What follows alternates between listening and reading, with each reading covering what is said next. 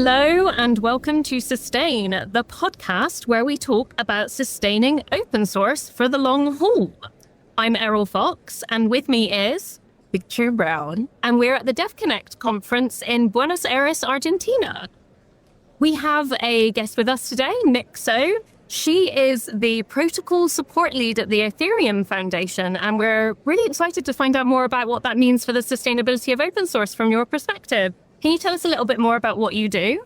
Yeah, sure. So long story short, the Ethereum protocol is one of the only projects that's actually has decentralized governance. There are some other examples of it, like good examples are Linux open source projects.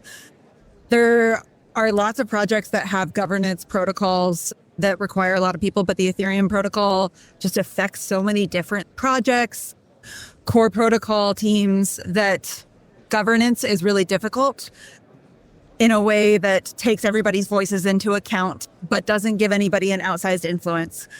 We also have a protocol coordination team. The protocol coordination team at the Ethereum Foundation helps make decisions. So they have facilitators of these twice weekly calls where people make decisions about what upgrades, what features are going into Ethereum protocol upgrades. They discuss what goes together. They discuss the implementation details, whether or not these features are going well together, whether or not the implementation is going well. And then my team helps facilitate those calls. So basically we have a bot that creates the calls. We have a website that shows you what decisions come out of those calls. We follow up with some of the teams that make decisions on those calls. We also help funnel new core developers into this process. So we run the Ethereum Protocol Fellowship, we run the EF internship. Does that make a little clear? Honestly, it sounds like an ideal dream process. Like hearing you talk about it, I think of how often in open source projects I've contributed to and helped, like how hard decision making is, even when you're not decentralized and maybe more centralized. How do you think this process contributes to a better sense of sustainability in the open source space? Is there anything that you've seen that's drastically different to kind of ordinary ways of governing open source? Yes. Part of the thing that sniped me here was that this is a protocol. This is like a process that is kind of not pioneered. We've looked into other processes that are sort of analogous, like Linux projects. And a lot of the time what ends up happening is one or two people sort of drive this effort, but not many people are actually involved. And so when those one or two people have life events or something in their life or like leave the project, it sort of dies. And so we have to model these things sort of after things that are kind of analogous, but mostly it's pioneering a new process and coming up with this process where so many people can participate and so many people can participate in a very productive way is, I think, just generating a new way for open source to actually not rely on like one person to keep the project going. Because we all know in open source, like so many projects are just one contributor who does way too much for way too little pay or no pay. And then it's not sustainable because they leave, they have a life event, and then something very integral to the ecosystem dies. Yeah, it makes me think of that ex-KCD comic. As usual, many things make me think of that one comic where the sole maintainer of a really critical dependency, if they suddenly go away or something happens, then yeah, a lot of building blocks come tumbling down. I know this might be a bit of a spicy question, so let me know if you want to avoid it. But have you had anybody resist this new way of kind of doing governance, this decentralized, more community-led or more inclusive way of doing governance? Has anybody sort of stuck their kind of feet in the ground and been like, no, the old ways are the good ways? Or have most people been like really welcoming for the testing out new processes or different ways? I would say most people who are involved in participating in this process are very excited that this is working, are very excited that it's actually finding its feet. The thing that we see concern about the most are like VCs coming in and saying like, we would like to do it this way. That doesn't actually get very much traction because the people who participate in this process are so ideologically aligned with the idea that we need open source protocols that are governed by lots of different stakeholders, a lot of different people who have different reasons for being in here rather than VCs who just want to make money.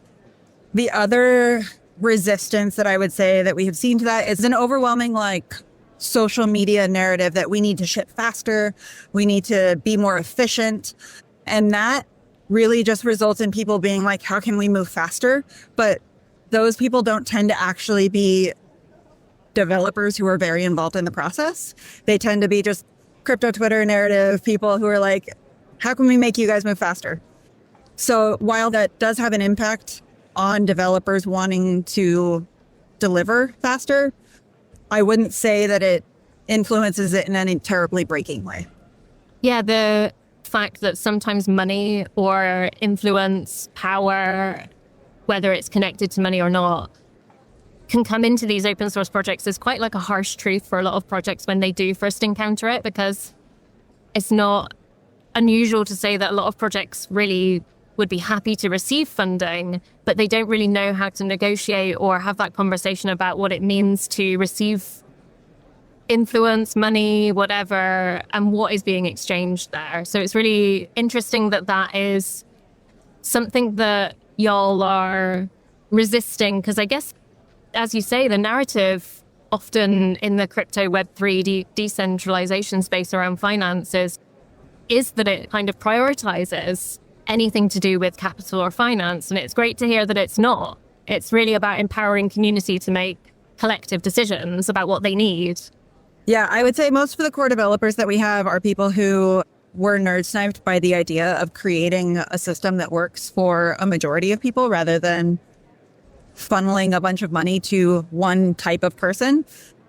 I wouldn't even say that it takes that much to resist that narrative because of the people who are in here. I would say that it's more frustrating to encounter the fact that when you have this many people who are so committed to decentralized governance, it can get messy. It can get really messy. And the biggest risk that I see at this point is really just almost filibustering of the system, because you don't have anybody who comes in and says, no, the decision is this. People come in with their ideas and they say, I think this is the best thing. And the other person says, I think this is the best thing. I don't know who's right. And so sometimes I almost want to kick them and be like, just somebody make a decision. That's very familiar to me. So it's kind of resisting that sense of the benevolent dictator for life. But then the issues are around, how do you decide whose ideas, whose priorities are the most effective for what reasons? If you do have an example of a decision that was taken through this governance process, I'd really love to hear step by step. What was the decision that needed to be made? What were the processes and you said something about community calls, and then what kind of decision was made? If you have an example, I'd love to hear it. Oh, I have 6 million. So basically, I'll walk you through what the upgrade process is first. So we have these things called Ethereum Improvement Proposals. And these Ethereum Improvement Proposals make technical suggestions on how features can be upgraded or added to the Ethereum protocol. They write these specifications. There's a template that you use. You submit it to a GitHub repo where there are people who are called EIP editors. They don't review the idea. They just review the format to make sure that it's actually following the EIP, the Ethereum Improvement Proposal template, correctly. And once you have this working template, they assign you an EIP number. So say I have EIP 1234. I then put that on the agenda for one of the calls that are coming up, and we have Monday and Thursday calls, and there are usually over 100 people at each of these calls, and these are very active participants, and these are people there are people in the process who don't even come to these calls because it takes up so much time, or the poor developers in Australia can't come because it's at 1 a.m. for them. So they bring these feature suggestions to these calls, and then they say, hey, I think this feature would be great. And Ethereum is a contract. So you can't just throw it in there at any point. You have to have a hard fork to do that. So they say, not only do I think this feature would be good, but I think it would be good for the very next fork or 2 forks from now. And those can happen 6 months from now, or those can happen 12 months from now.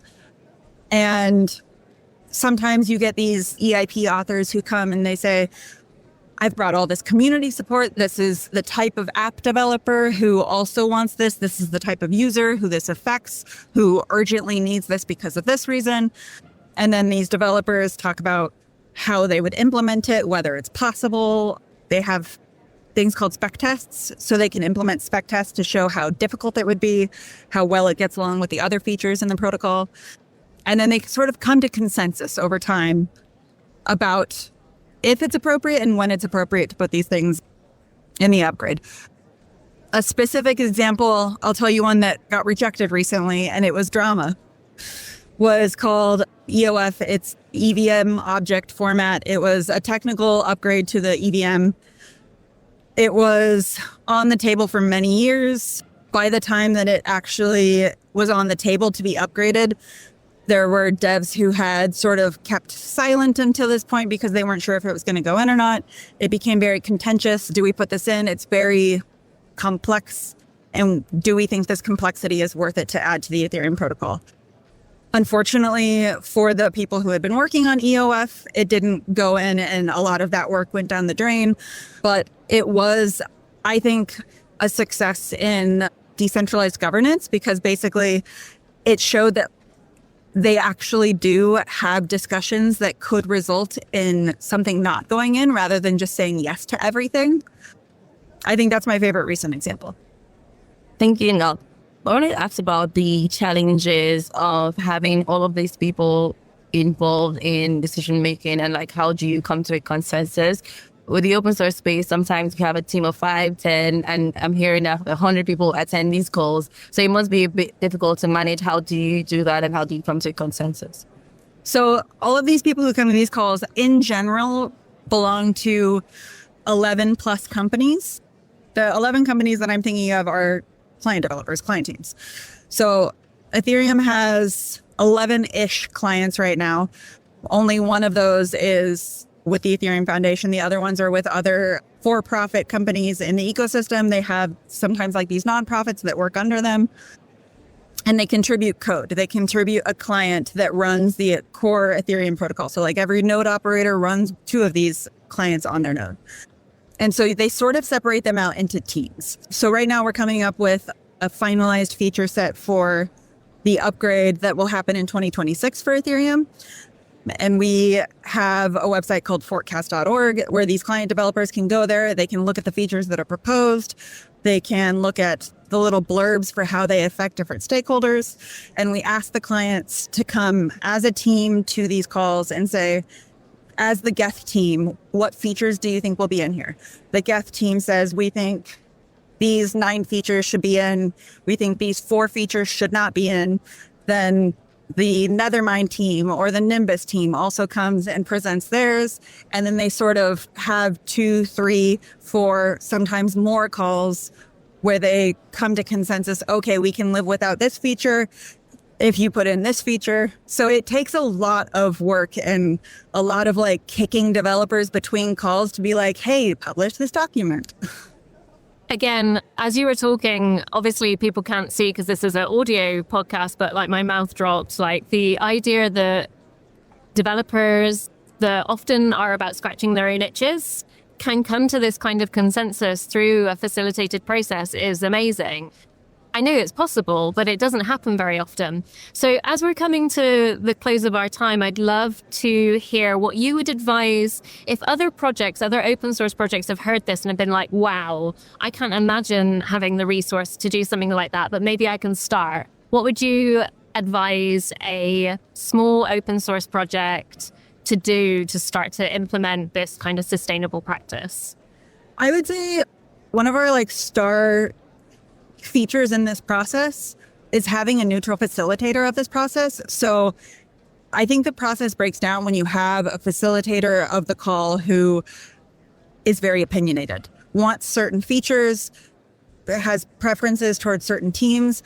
And we have a couple of all-star facilitators on this call who basically just show up to the calls and they say, okay, we kicked the developers for the last few days on getting these documents out. Here's what the decisions were. We're presenting this. We would like you guys to discuss it.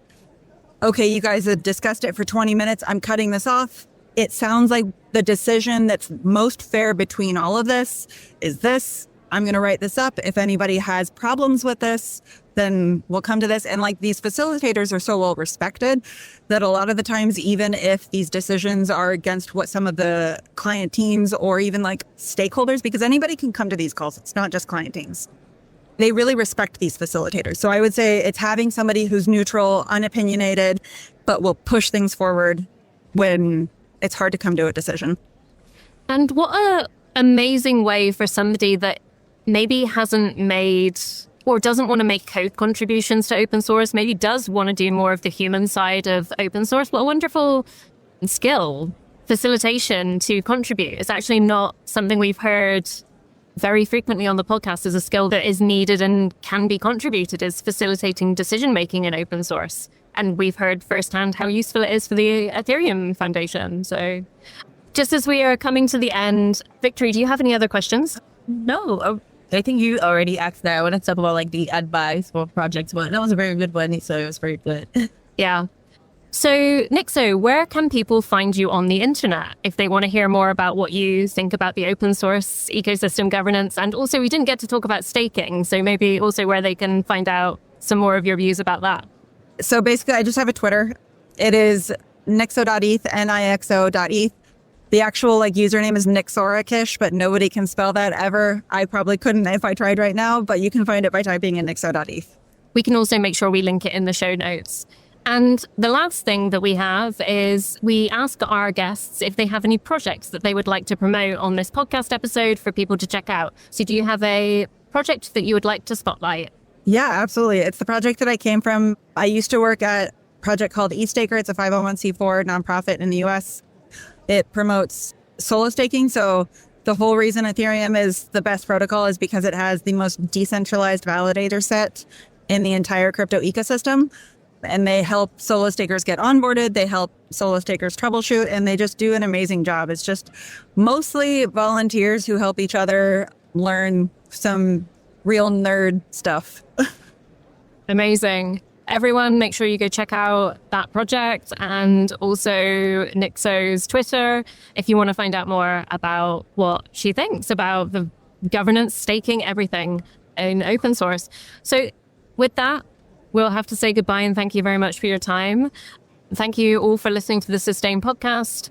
And thank you again to the Ethereum Foundation and Devconnect for having us here to record podcasts for the Sustain podcast. Thank you so much for having me. Bye-bye. Don't forget that you can email us at podcast@sustaiноss.org if you have feedback. You can reach out to Richard, who looks after the podcast normally, at richard@sustaiноss.org with any of the feedback that you might have. Please do not forget to rate us on Apple Podcasts, Spotify, and wherever else you might be listening to this podcast. You can follow us on social media, on Mastodon and LinkedIn. You can just search for Sustain OSS. We have a forum. If you want to discuss with other people in the Sustain community, you can head over to our discourse forum at discourse.sustaiноss.org. And you can find more episodes and the show notes at podcast.sustaiноss.org. And finally, these podcasts wouldn't be able to exist without the donations from our community and other organizations. So please consider donating to keep these podcasts happening. And you can do that over at opencollective.com/sustainoss.